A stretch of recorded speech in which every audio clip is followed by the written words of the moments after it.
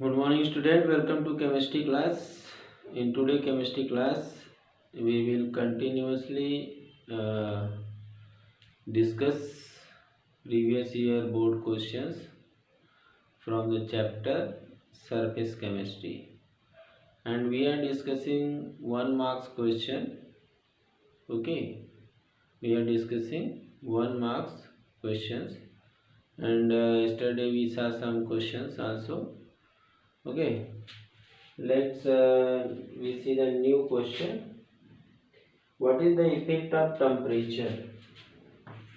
Question is that what is the effect of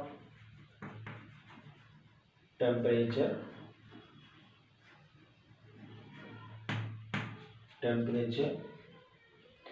what is the effect of temperature on chemisorption 2017 में ये question पूछा हुआ है। ठीक है, क्या इफेक्ट पड़ता है टेम्परेचर का केमिसॉर्प्शन के ऊपर। ठीक है, तो चलिए हम लोग देखते हैं क्या इफेक्ट पड़ता है इसमें। हम लोग ये जानते हैं कि रिएक्शन दो तरह के होते हैं, एक तो एंडोथर्मिक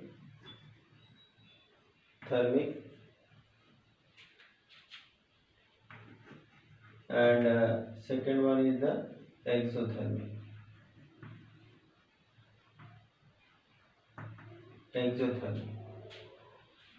एक्सोथर्मिक अगर कोई रिएक्शन हो रहा है तब तो वहाँ अगर हम टेम्परेचर बढ़ाएंगे तो क्या होगा, तब हम टेम्परेचर अगर बढ़ाएंगे तो उस कंडीशन में केमिसॉर्प्शन कम होगा। ठीक है, लेकिन अगर एंडोथर्मिक है तो उस कंडीशन में टेम्परेचर अगर हम बढ़ाएंगे तो क्या होगा, केमिसॉर्प्शन ज़्यादा होगा। केमिसॉर्प्शन क्या होगा, ज़्यादा होगा। ठीक है, तो लिख लीजिए इस क्वेश्चन को कि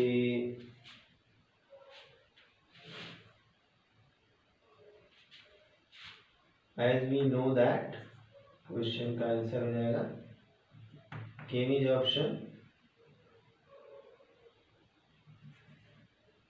chemisorption is a exothermic reaction, exothermic process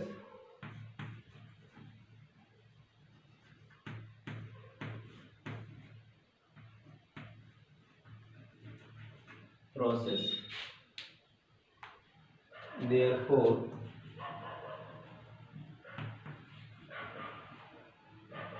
on increasing temperature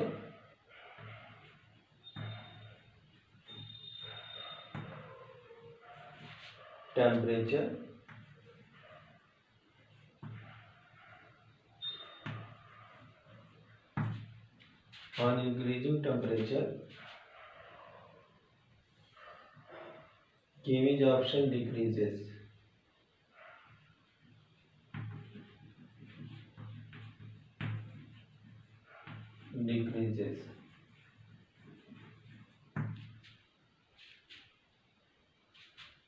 okay, अब नेक्स्ट टर्म आएंगे। अगला क्वेश्चन यहाँ पे हमारा हो गया, क्योंकि जो हमारा एडजॉर्प्शन का प्रोसेस ही पूरा एक्सोथर्मिक है।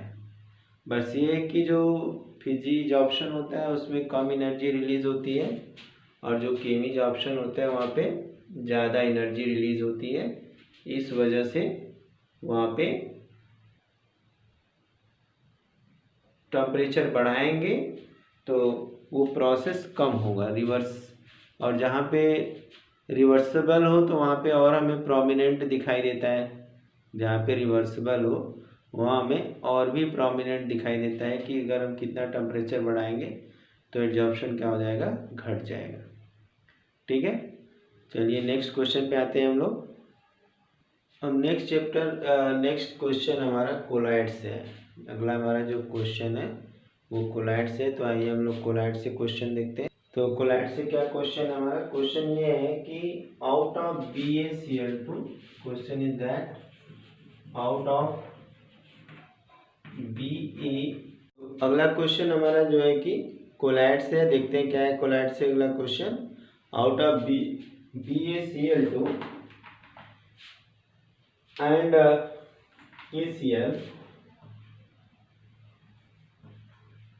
KCl which one is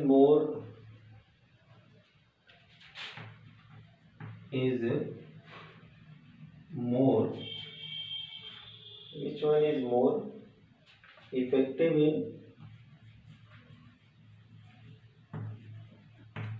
in causing coagulation,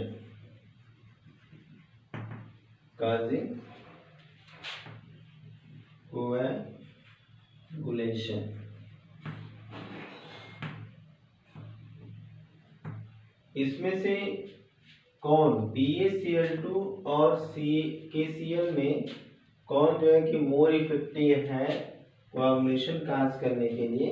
और ये क्वेश्चन पूछा हुआ है 15 में। ये क्वेश्चन जो है 2015 में ये पूछा हुआ है। ठीक है, और ऐसे ही मिलता जुलता क्वेश्चन जो है कि 17 में भी आया था। अब यहाँ पे हम लोग क्या देखेंगे कि कोएगुलेशन करने के लिए, कोएगुलेशन क्या होता है पहले सबको पता है। कोएगुलेशन का मतलब होता है जम जाना। जैसे अगर हम दूध में खट्टा चीज़ डाल देते हैं तो दूध क्या होता है, फट जाता है, यानी जो KCl नीचे जा कर के प्रोटीन जम जाती है। तो वैसे ही है कोएगुलेशन। ठीक है, तो कोएगुलेशन में बताया गया था जो है कि हकेल रूल के हिसाब से कि जितने ज़्यादा आयंस होंगे उतना ज़्यादा कोएगुलेशन होगा, या जिस आयन की जितनी ज़्यादा बैलेंसी होगी वो उतना क्या होगा, अच्छा कोएगुलेटिंग एजेंट होगा। जिसकी बैलेंसी जितनी ज़्यादा होगी वो उतना ज़्यादा क्या होगा, कोएगुलेटिंग एजेंट होगा। तो अब यहाँ पे हम इन दोनों में देख लें तो BaCl2 में 3 आयन है और यहाँ पे 2 आयन है। या ये देखें कि BaCl2 की बैलेंसी +2 है और यहाँ इसकी बैलेंसी 1 है। ठीक है, तो यहाँ पे आंसर क्या हो जाएगा, आंसर ये हो जाएगा according to Hückel rule.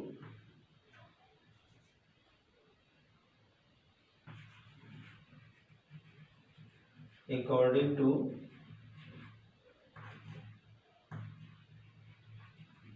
Hackel rule, greater the valency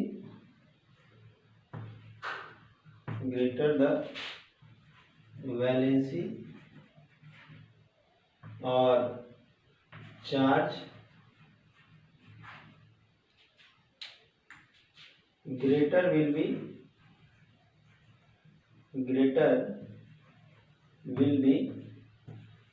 coagulating power,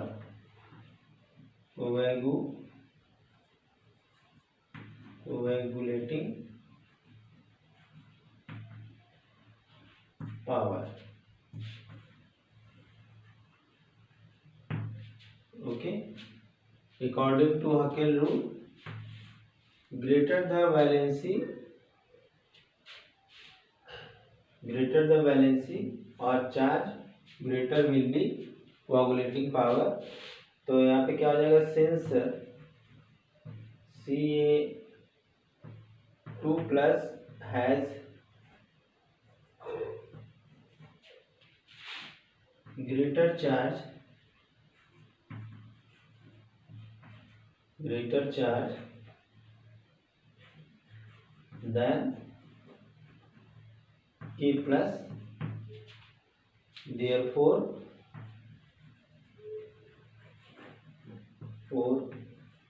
C2 plus is more effective.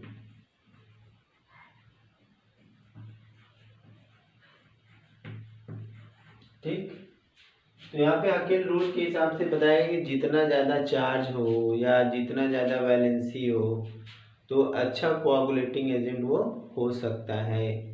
तो यहाँ पे जो है कि हमने क्या लिखा कि इसके ऊपर +2 चार्ज है और इसके ऊपर +1 चार्ज है, तो ये ज़्यादा मालिक्यूल इससे एक अधिक मालिक्यूल कोआगुलेट करेगा और ये जबकि कम करेगा। ठीक है, चलिए इसको नोट कर लीजिए फटाफट या स्क्रीनशॉट ले लीजिए। ओके, अब हम नेक्स्ट पे आते हैं। अगला जो क्वेश्चन है कोलाइड से, जो कि पूछा हुआ है 14-15 में। नेम द टेम्परेचर, क्वेश्चन है name the temperature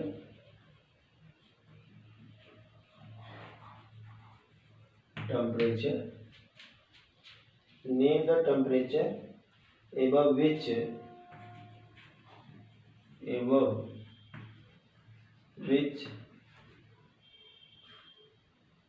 the formation of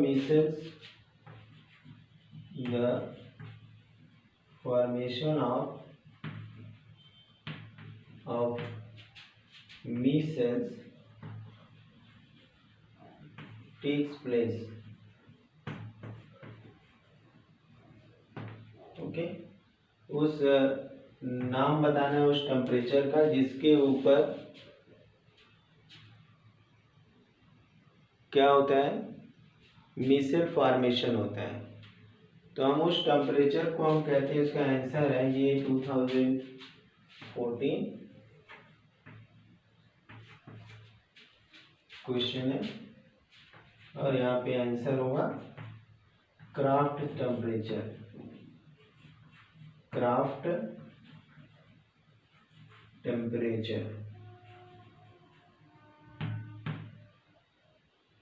ठीक, अब नेक्स्ट क्वेश्चन है based on the type of disperse phase. Question is next, based on the type of disperse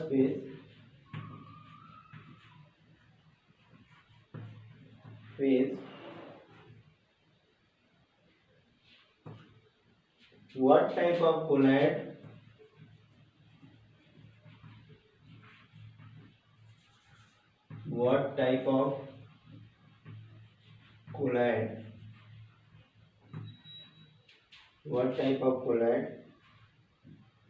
is micelle?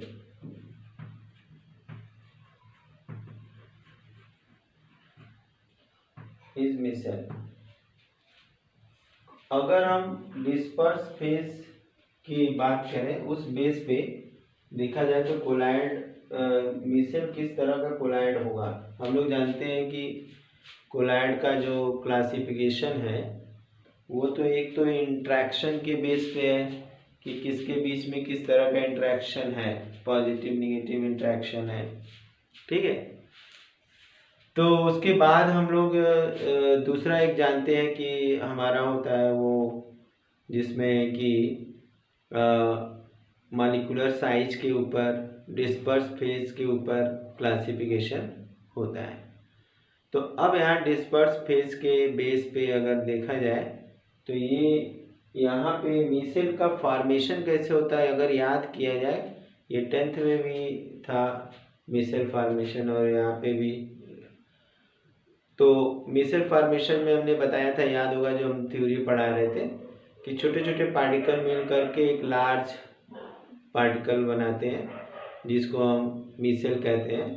तो इस तरह का जो मिसेल जो है होता है वो एसोसिएटेड कोलाइड के कैटेगरी में आता है। किस में आता है? एसोसिएटेड कोलाइड की कैटेगरी में आता है। तो इसका आंसर हो जाएगा, एक वर्ड में आंसर हो जाएगा सारा हम 1 मार्क्स का कर रहे हैं, एसोसिएटेड कोलाइड, ठीक है। और नेक्स्ट हमारा है अगला क्वेश्चन, अब ऊपर वाला यही कर देते हैं। फिर नेक्स्ट क्वेश्चन देखते हैं कोलाइड से कौन सा है।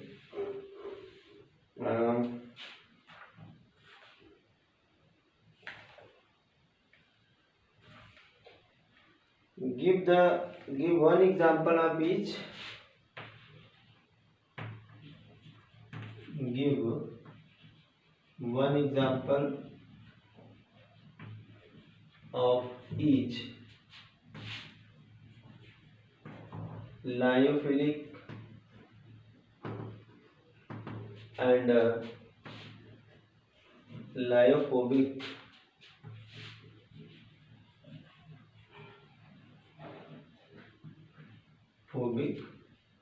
कोलाइड, ठीक है। एक एक एग्जाम्पल हमें लायोफिलिक और लायोफोबिक कोलाइड का देना है, ठीक है। क्या हो सकता है, ये भी क्वेश्चन सेम ईयर में पूछा है। इसमें होता है ये कि इस चैप्टर से जो क्वेश्चन आते हैं 3 मार्क्स के क्वेश्चन आने हैं।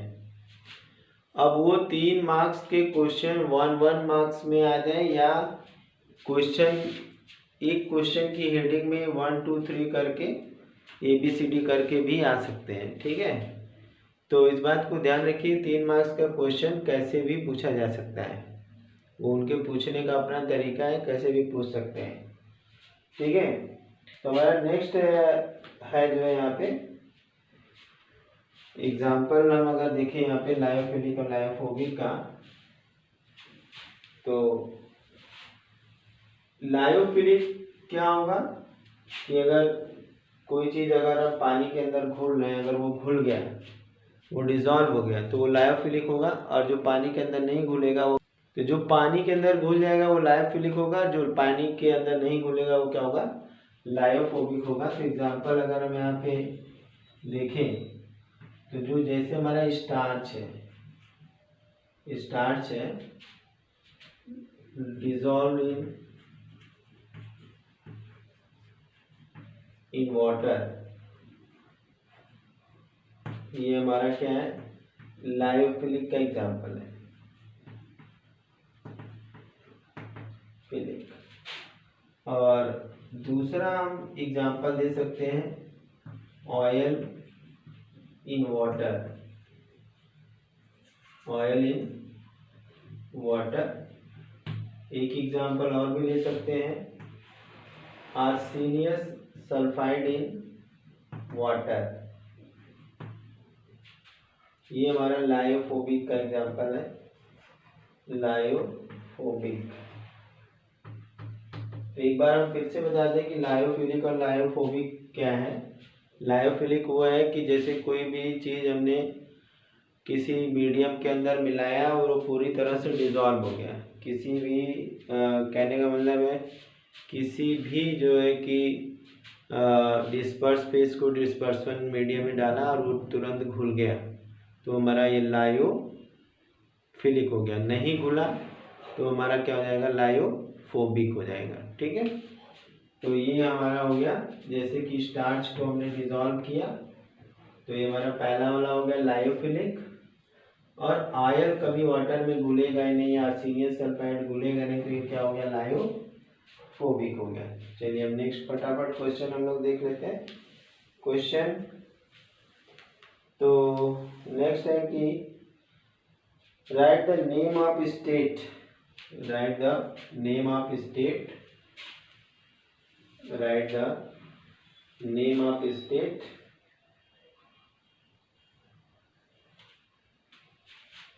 Question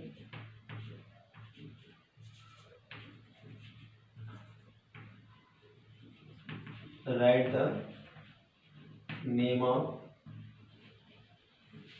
state,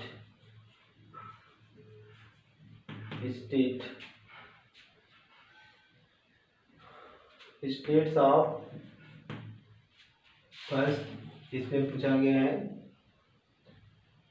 disperse phase,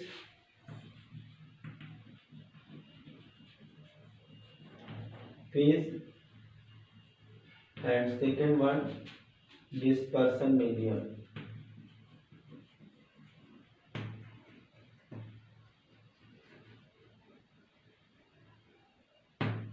dispersion medium किसका पूछा गया है?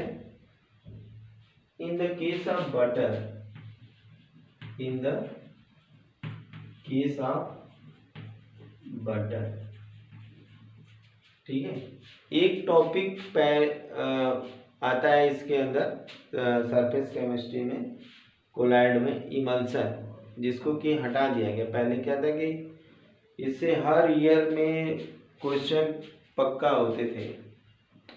टॉपिक बहुत बड़ा नहीं है, टॉपिक बहुत छोटा था, मगर इस बार कोरोना पेंडेमिक के कारण हटा दिया गया। तो इस वजह से जो है कि नहीं तो बहुत सारे क्वेश्चन इससे बनते थे। 17, 18, 19 उठा करके देख लिया जाए तो ऐसा कोई भी ईयर नहीं होगा जिसमें इमल्सन से क्वेश्चन ना हो। लेकिन अब चूंकि अब हटा दिया गया है तो हमें क्वेश्चन जो भी मिल रहे हैं सब पीछे के क्वेश्चन मिल रहे हैं, ठीक है। तो अब जो क्वेश्चन आ सकते हैं, जो उसकी प्रोबेबिलिटी है, अब जैसे यही क्वेश्चन हमारा 15 में पूछा है, 2015 में, हमारा क्वेश्चन 2015 का है। और जबकि इमल्सन 17, 18, 19 में पूछा हुआ है, ठीक है। तो इसलिए कभी कभी प्रॉब्लम हो जाती है। तो ये बटर जो हमारा होता है, बटर के केस में क्या होगा? डिस्पर्स फेज और डिस्पर्सन मीडियम। तो बटर के केस में डिस्पर्स फेज तो वाटर होता है, आंसर हो जाएगा इसका डिस्पर्स फेज वाटर है, एंड डिस्पर्सन मीडियम जो है यहाँ पे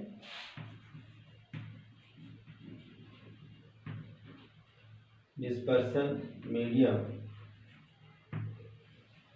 वो आयल है, ठीक है। ये हो गया हमारा, आई बात समझ। तो ये क्वेश्चन हो गया हमारा, नोट कर लीजिए फटाफट। फिर इसके बाद देखते हैं नेक्स्ट क्वेश्चन पे आ जाते हैं। हमारा अगला क्वेश्चन जो है कोलाइड से क्या है। एक तो हमने देख लिया बटर के अंदर डिस्पर्स फेज वाटर है और डिस्पर्सन मीडियम ऑयल है। तो इमल्सन से क्वेश्चन बहुत बने हैं, मगर अभी इस समय जो है इमल्सन को हटा दिया गया है। अगला क्वेश्चन देखते हैं, what is the coagulation process. Question है व्हाट इज द कोएगुलेशन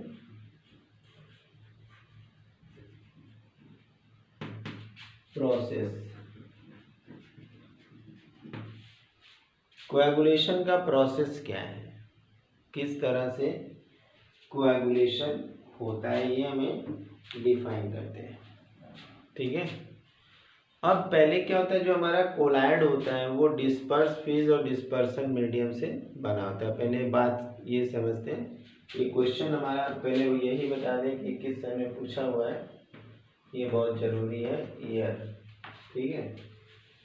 तो 17 में ये क्वेश्चन पूछा हुआ है, लिख नहीं रहा होगा, यहाँ पे लिख देते हैं 217, ठीक है।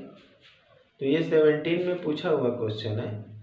तो इसमें क्या है कि कोएगुलेशन का प्रोसेस क्या है, तो उसको हमें जानने से पहले हमें ये जानना पड़ेगा कि ये जो कोएगुलेशन है क्या होता है, इसका मीनिंग क्या है, फिर हम जानेंगे कि ये होता कैसे है।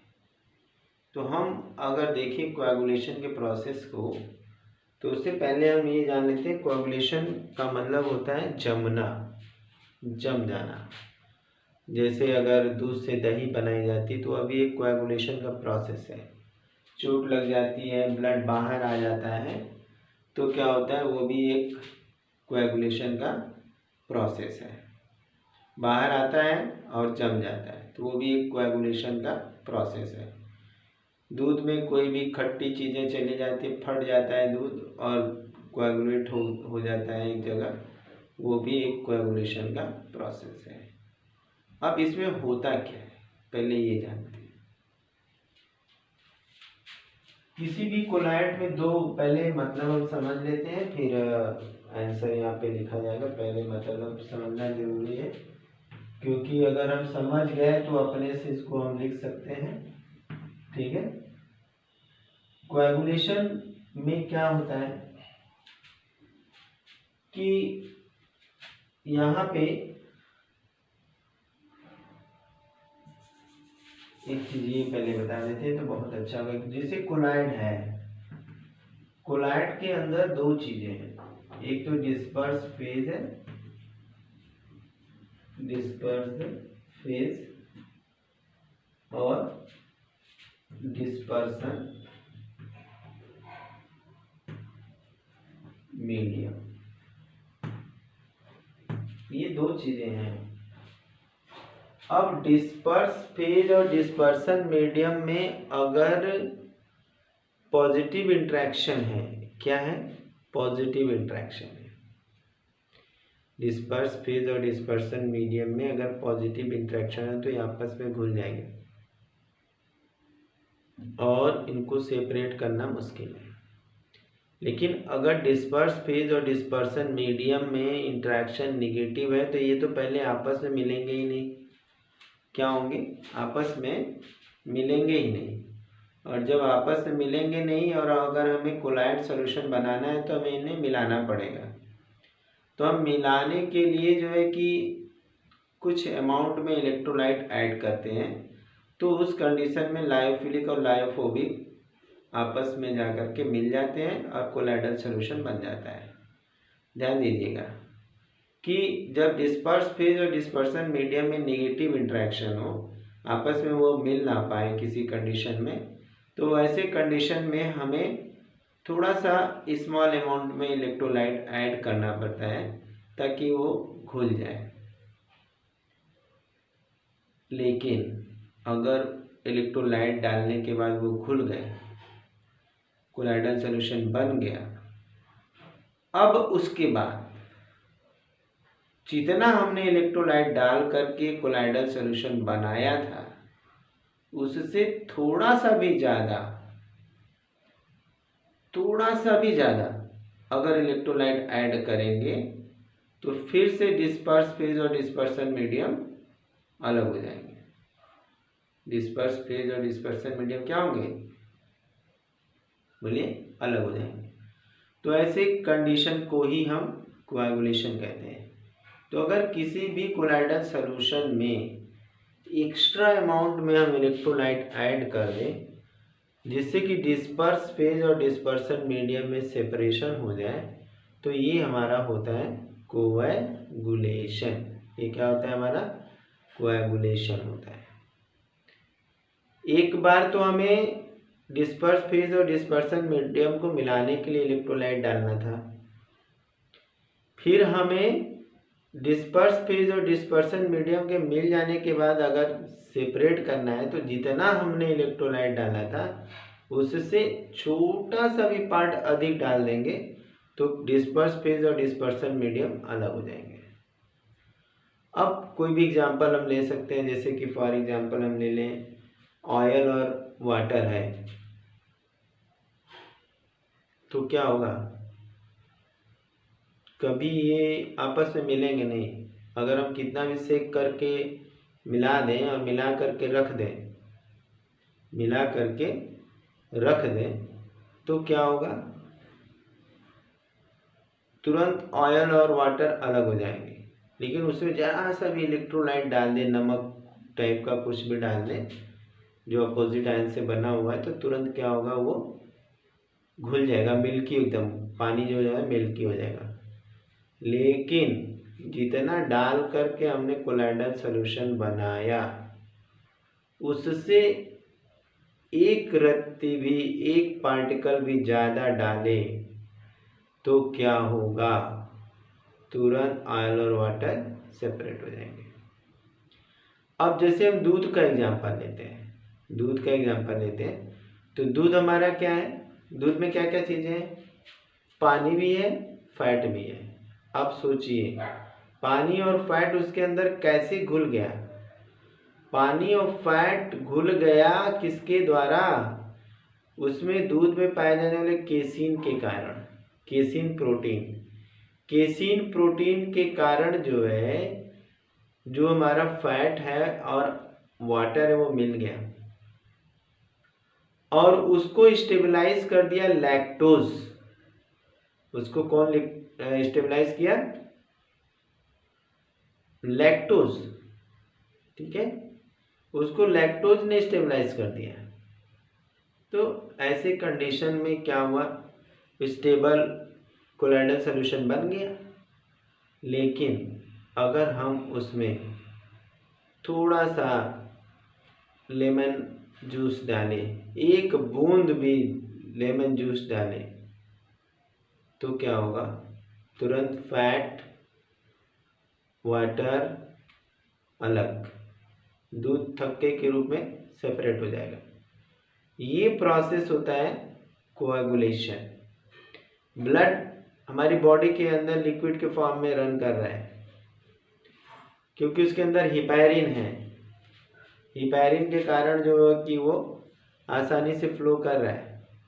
लेकिन अगर उसी ब्लड को बॉडी के बाहर निकालते हैं तो 2 मिनट के अंदर वो जम जाता है।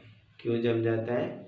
क्योंकि ऑक्सीडेशन होने के कारण फाइब्रिनोजन बन जाती है, जिससे ब्लड फिल्टर होके बाहर नहीं आ पाती है।